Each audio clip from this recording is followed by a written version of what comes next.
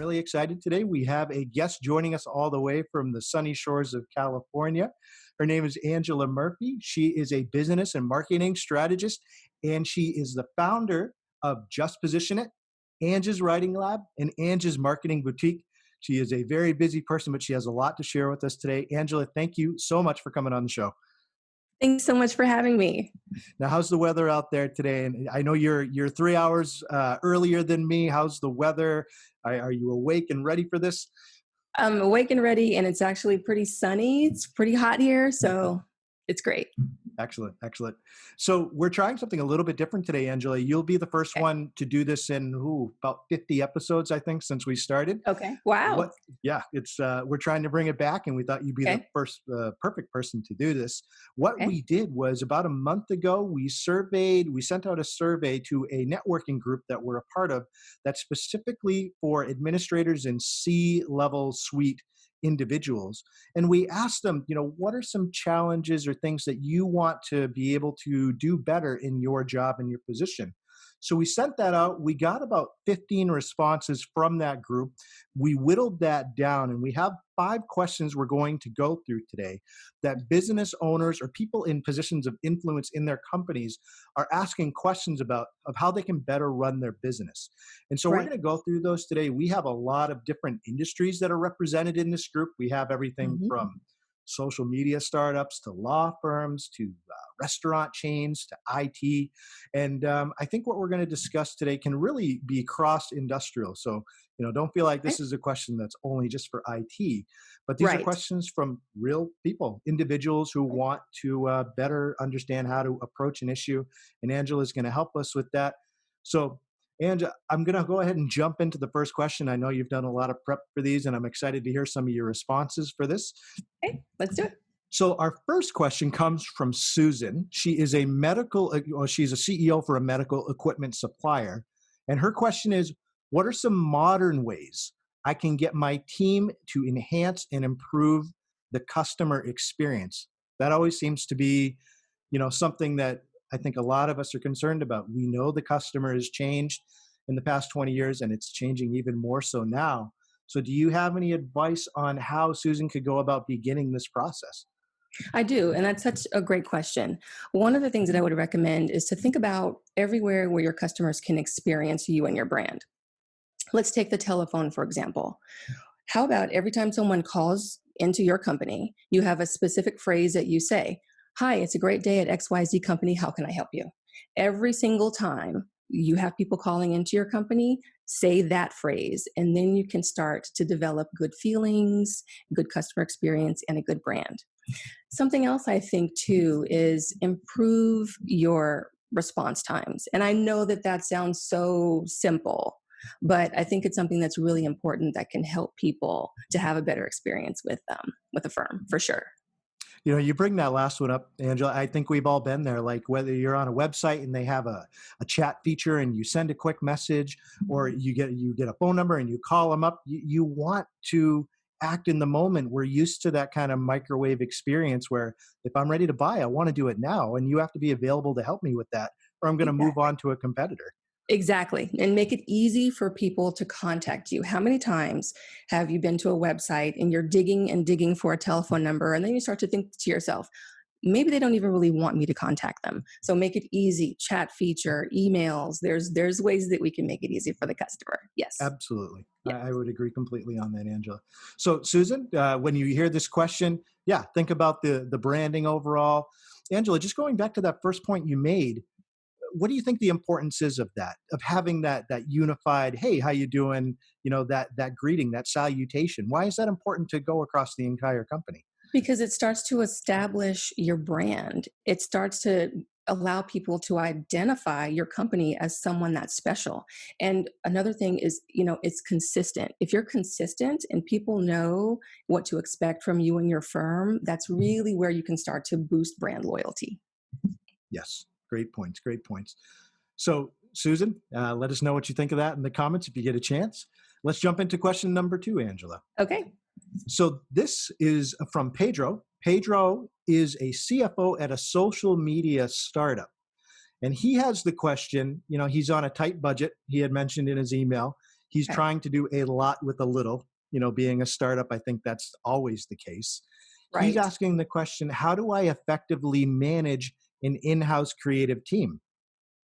So when you talk about teams and team building, one thing I would say that I would have him consider is to establish really clear roles and responsibilities.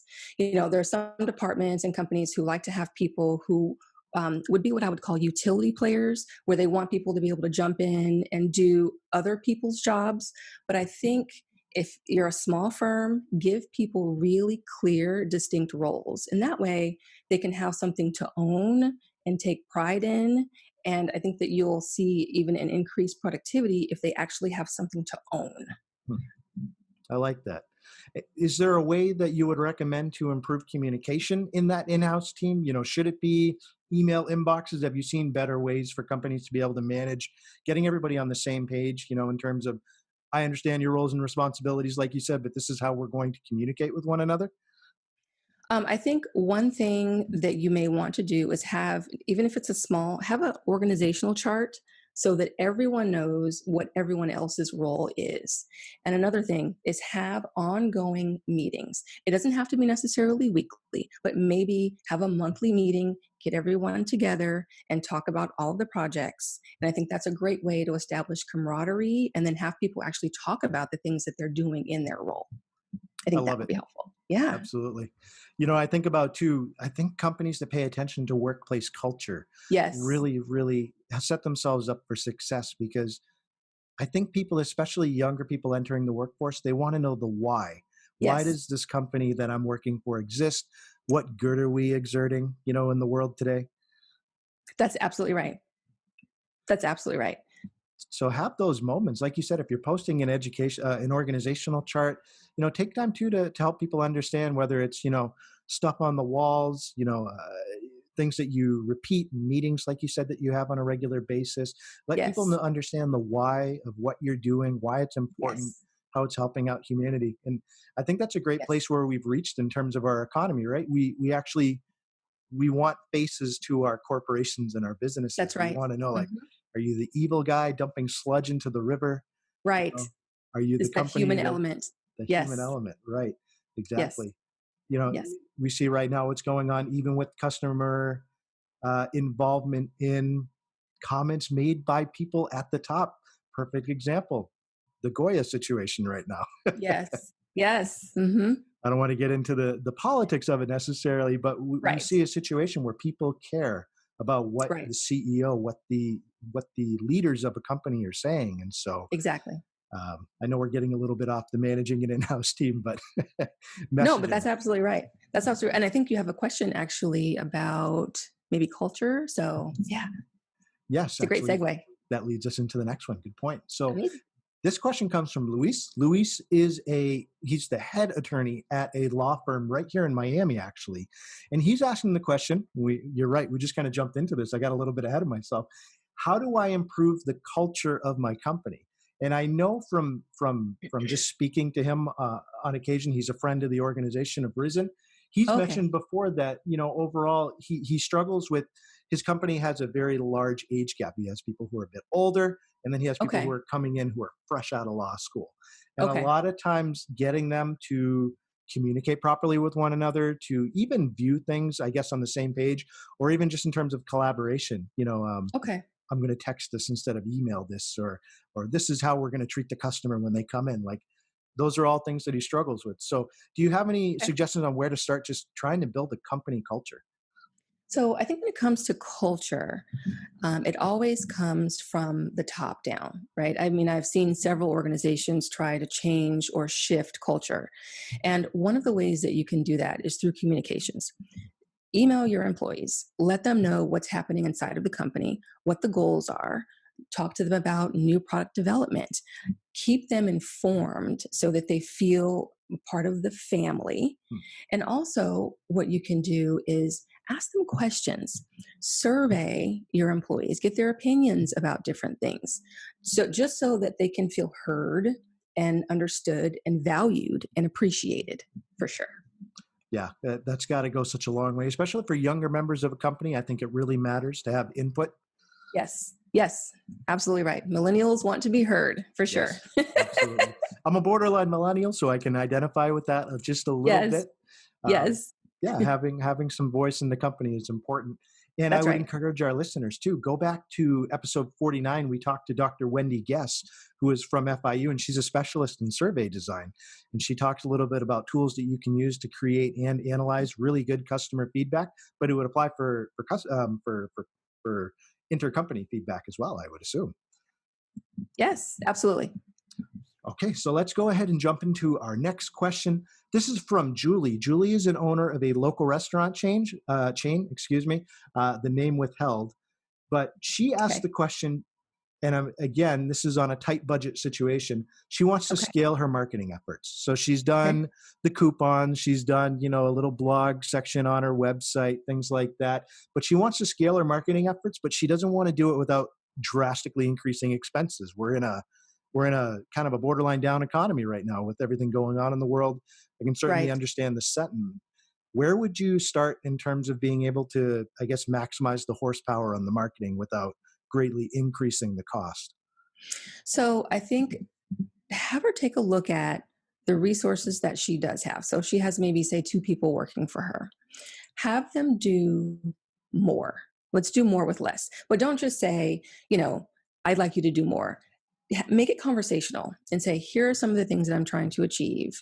Um, because of the things that are happening in the economy, we can't hire right now. Maybe she's on a hiring freeze. Mhm. And talk to your employees and say, here's what I would like to do. I would like to write more blog posts a month. I would like to update the website. Whatever your goals are, talk to your team about it and then ask of your team who would like to take that on. Give them an opportunity to take on additional responsibilities that you want to do for your firm. Just make it conversational and tell them and ask them what you're looking for. You may be surprised at the answer too. A lot of times, these are the people that are plugged into the customer feedback, and they might say, we're doing 4 blog posts a month, but we're writing like 1,000 words. Maybe we should do more digestible content that people will Right. read. Right. Uh, That's exactly right. yeah, the solution could often be found in house, Julie. That's right. Not every good idea necessarily has to come from the marketing department, but that's absolutely right. Yeah.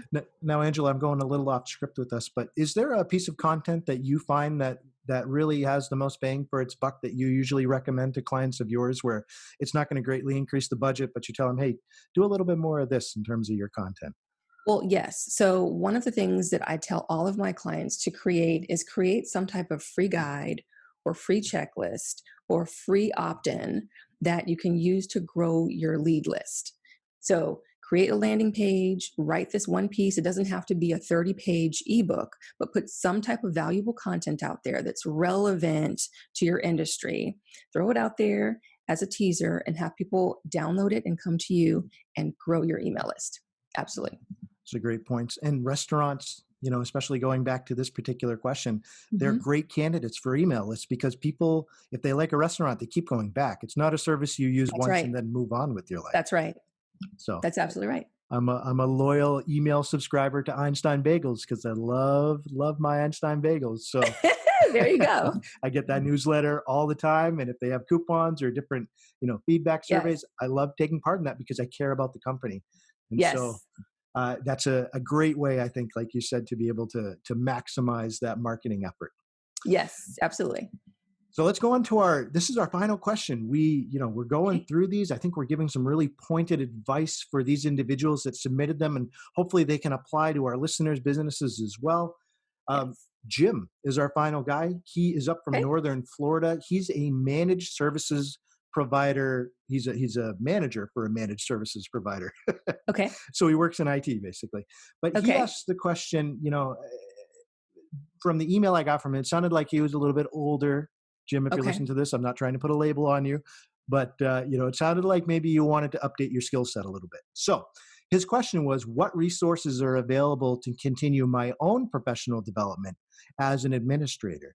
So do you have any go-to sites, individuals, just overall resources where, if I look at my own skills and say, I've got to update how I run my team, my department, my Right. office, where can I go to do that? Right. Well, one thing that's coming to mind is LinkedIn.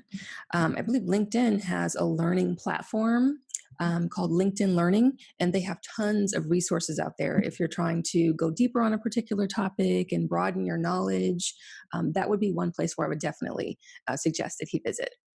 Yeah, weren't they Linda at one point, and every library in Yes, America had them, and they bought them out? that's right. Yes, That's it's a good service because they've already got such a broad library, and I've looked at them myself. I think they're a great exactly. option. They have everything from how to create a video to, like you said, Right. improving your management skills depending on your Yes. industry. Yes, And absolutely. I would add to that, Angela, a site that my company uses quite a bit that I think is great for, again, updating your skill sets, whether it's just trying to understand more what your different departments are doing or how to just be a better manager in general. CXL is an excellent CXL Institute. CXL is Okay.